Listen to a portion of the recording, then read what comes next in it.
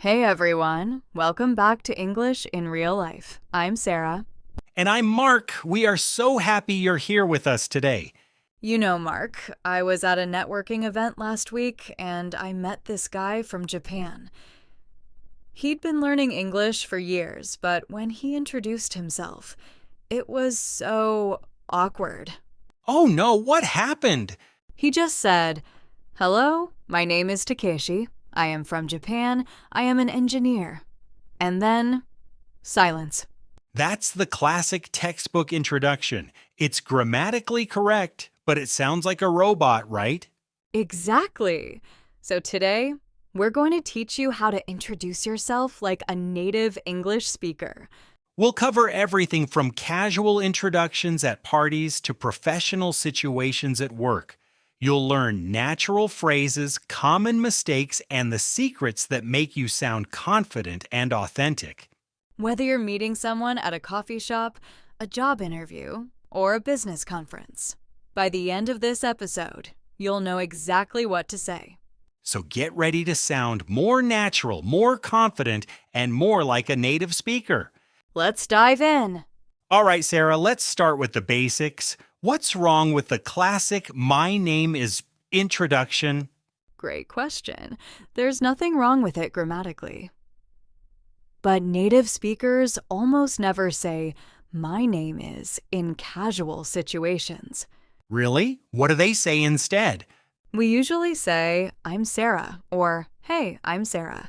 It's shorter, more natural, and less formal. So instead of "my name is Mark," I would say, "Hey, I'm Mark," or "Hi, I'm Mark." See how much friendlier that sounds? much better. What about in professional situations?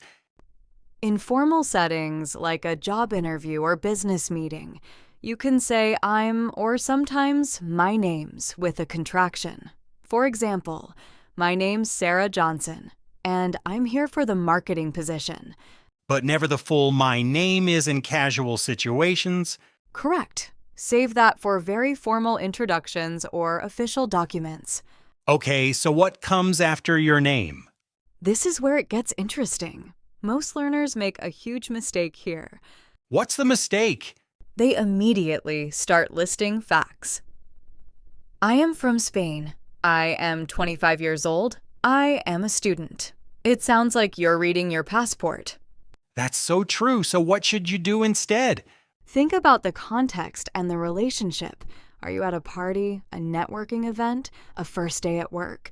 Give us an example of a natural introduction at a party. Sure. Imagine you're at a friend's birthday party. You'd say something like, "Hey, I'm Sarah. How do you know Emma?" Oh, that's smart. You're asking a question that connects you both to the host. Exactly. Or you can say, "Hi, I'm Sarah. This is my first time here. How about you?" So you're creating a conversation, not just stating facts. Yes. Native speakers always try to find common ground or ask engaging questions. What about at a networking event? That's more professional. At a networking event, you want to mention what you do, but in an interesting way. Instead of saying, "I am a marketing manager," you could say, I work in marketing, or I'm in marketing. "Perfect." Or even better, "I help companies grow their online presence," or "I work with brands to reach their target audience." That's so much more engaging. Right? You're describing what you do, not just your job title. This is really helpful. What about when someone asks, "Where are you from?" Oh, this is another common mistake area. What do people usually say wrong? Learners often say, "I am from China," or "I come from Brazil." While these are correct, they sound very textbook. So what's more natural? Native speakers usually say, "I'm from Chicago," or if you're talking about a country, "I'm originally from Brazil, but I've been living in New York for 5 years." Oh, so you add context. Exactly. You give a little story, not just a fact. Can you give us more examples? Sure. Instead of just, "I'm from Japan," you could say, "I'm from Tokyo originally, but I moved here for work last year." That's so much better. It gives the other person something to ask about. Exactly. They might ask, "Oh, how are you liking it here?" Or, "What kind of work do you do?" So you're basically opening doors for conversation. Yes, that's the key to sounding natural. Now let's talk about common phrases that native speakers use in introductions. What are some go-to expressions? Great question. Here are some super common ones. Nice to meet you, or the more casual, good to meet you. When do you use nice to meet you versus good to meet you? They're basically the same. Good to meet you is slightly more casual, but both work in most situations. What about pleased to meet you? I hear that sometimes. That's quite formal and a bit old-fashioned. You might hear it in very formal business settings, but it's not super common anymore. What else do native speakers say when meeting someone? In casual situations, we often say things like, "Hey, how's it going?" or "What's up?" before even introducing ourselves. Really? Yes. If you're at a casual party or social gathering, you might start with, "Hey, how's it going? I'm Sarah." So the greeting comes first, then your name? In casual situations, yes, it feels more natural and friendly. What about when you're introducing yourself to a group? This can be tricky. If you're joining a group conversation, you want to read the room first. What do you mean by read the room? Pay attention to what they're talking about. If there's a natural pause, you can say something like, "Hey guys, mind if I join you? I'm Sarah." That's polite and natural. Or if you know someone in the group, you can say, "Hey Emma, good to see you. Mind introducing me to everyone?" That's smart. You're letting someone else do the heavy lifting. Exactly. It takes the pressure off you and feels more organic. Now let's talk about body language and tone. This is super important, right? Absolutely. You can have the perfect words, but if your body language is off, you won't make a good impression. What are some key things to remember? First, eye contact. In Western cultures, making eye contact shows confidence and honesty. How much eye contact is appropriate? You don't want to stare, but you should look at the person while you're introducing yourself and when they're talking. It's okay to look away briefly, but maintain eye contact most of the time. Second, your handshake. This is huge in professional settings. What makes a good handshake? Firm, but not crushing, and make sure your hand isn't limp like a dead fish. Dead fish handshake. That's a real thing people say. Yes, it's when your handshake is too weak and floppy. It makes you seem unsure or unconfident. What about smiling? Smile. A genuine smile makes you seem approachable and friendly. But not a fake smile, right? Exactly. People can tell when a smile isn't genuine. A real smile reaches your eyes. What about your posture? Stand up straight, shoulders back. Good posture shows confidence. And your voice? Speak clearly and at a moderate pace. Don't mumble or talk too fast when you're nervous. I know people who talk super fast when they're nervous. Me too. That's why it's important to take a breath and slow down. Now let's talk about common mistakes learners make when introducing themselves. Oh, there are so many. What's the biggest one? Giving too much information too quickly. They want to tell their entire life story in the first minute. Like what? They'll say, "Hi, I'm Pedro. I'm from Spain. I'm 32 years old. I'm an accountant. I have 2 children. I like soccer and reading. I've been learning English for 10 years." And the other person's eyes glaze over. That's information overload. Yes, keep it short and sweet in your initial introduction. The conversation will naturally unfold. What's another mistake? Using overly formal language in casual situations. Saying things like, "I am pleased to make your acquaintance" at a party. That sounds like something from a Victorian novel. Right? In casual settings, just say, "Nice to meet you," or "Hey, Good to meet you. What about pronunciation mistakes?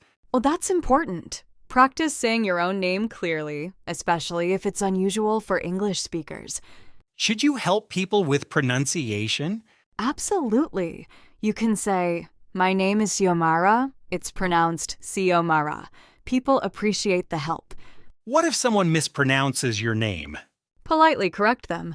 Actually, it's Raj, not Ridge. Most people will apologize and get it right the second time. Let's talk about follow-up questions. What should you ask after introducing yourself? This is where you show genuine interest.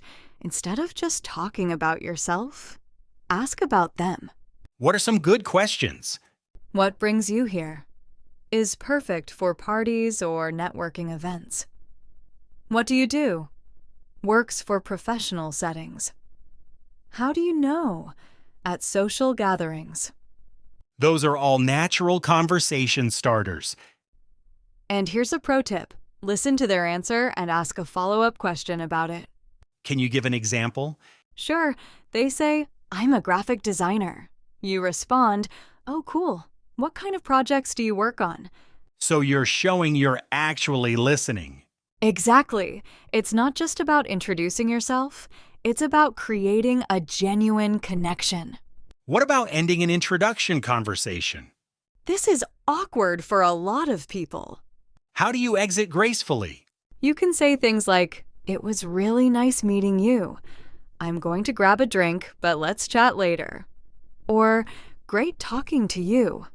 I should go say hi to a few other people." Those are polite ways to move on. And if you want to stay in touch, you can say, "Do you have a business card?" Or, "Can I add you on LinkedIn?" What about exchanging phone numbers? In professional settings, business cards or LinkedIn are more common. Phone numbers are usually for more personal connections. Now let's do a complete example. Sarah, can you show us a perfect introduction at a networking event? Sure, here's how I might introduce myself. "Hi, I'm Sarah. What brings you to the event tonight?" And then they respond, Let's say they answer, "I'm here to meet people in the marketing industry." Then I'd say, "Oh, great. I actually work in marketing too. I help brands build their social media presence. What about you?" that's perfect. You've created a natural flow. And notice I didn't say, "I am a social media manager." I said what I do. Much more engaging. Now let's do a casual party introduction. Okay, I'll be the person you're meeting. All right. "Hey, I'm Sarah. How do you know Jake?" Oh, we work together. How about you? "Jake and I went to college together. We were in the same dorm freshman year. So what do you do?" That was so natural. That's the key. Make it conversational, not robotic. All right, everyone. Now it's time for our vocabulary review. Let's learn the key words and phrases from today's episode. First word, introduction. introduction. An introduction is when you tell people who you are or present someone else to others.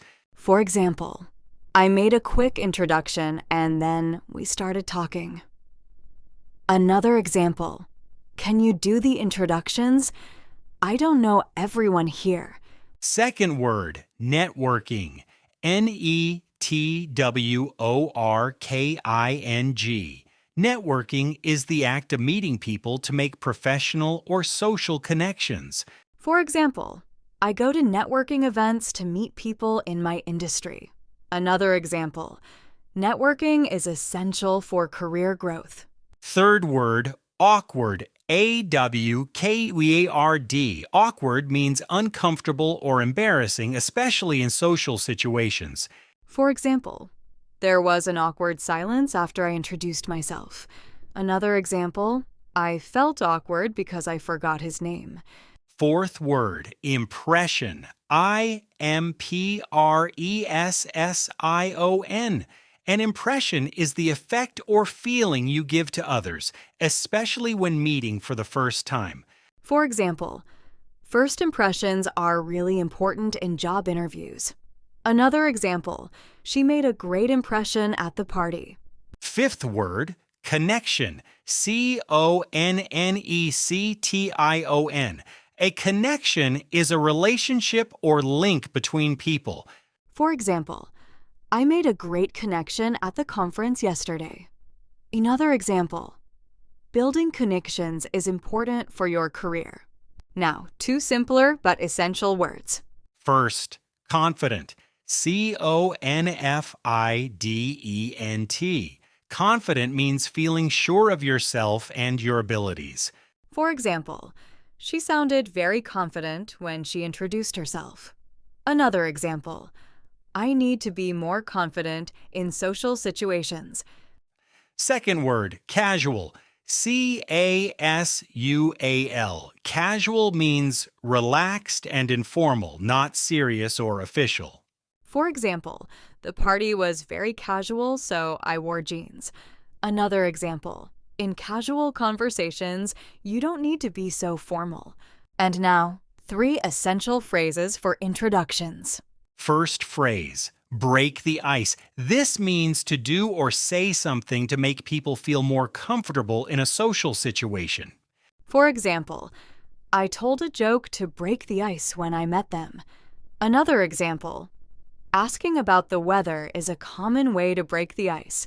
Second phrase, read the room. This means to understand the mood or atmosphere in a social situation. For example, you need to read the room before making a joke at work. Another example, she's good at reading the room and knowing what to say. Third phrase, make small talk. This means to have a light, casual conversation about unimportant topics. For example, I'm not good at making small talk with strangers. Another example, we made small talk about the weather before the meeting started. Wow, we covered so much today. From avoiding robotic introductions to reading body language, you now have all the tools to introduce yourself like a native speaker. Remember the key points. Keep it natural, show genuine interest in others, and create conversation instead of just stating facts. Don't say my name is in casual situations. Say I'm or hey, I'm. Don't overload people with information. Keep your initial introduction short and let the conversation flow naturally. And most importantly, practice. The more you introduce yourself, the more natural and confident you'll become. So go out there and try it at your next party, networking event, or even at the coffee shop. If you enjoyed this episode, please subscribe to English in Real Life. Give us a like and share it with someone learning English. We create new episodes every week to help you speak English naturally and confidently. And remember, first impressions matter, so make yours count. Keep practicing, keep improving, and we'll see you in the next episode. Thanks for watching, everyone. See you soon.